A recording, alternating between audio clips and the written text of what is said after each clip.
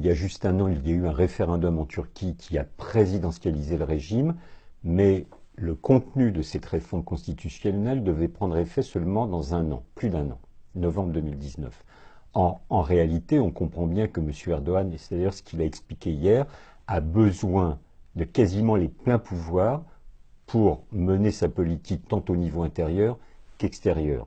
Par ailleurs, suite à l'intervention militaire de la Turquie dans le nord de la Syrie il y a quelques semaines et à la victoire remportée par l'armée turque, il y a une sorte de mystique nationaliste qui s'est emparée du pays et M. Erdogan veut surfer sur cette vague nationaliste pour affirmer son pouvoir et remporter les élections.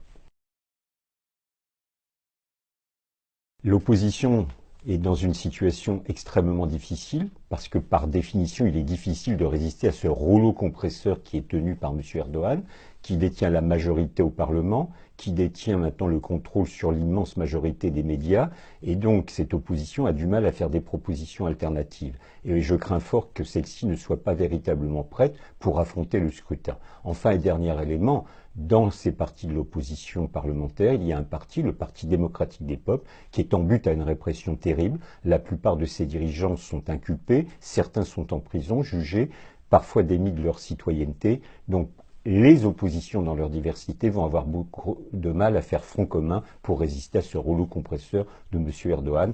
Ceci étant, rien n'est jamais écrit à l'avance et je pense que les opposants vont se battre pour tenter de faire le meilleur score possible.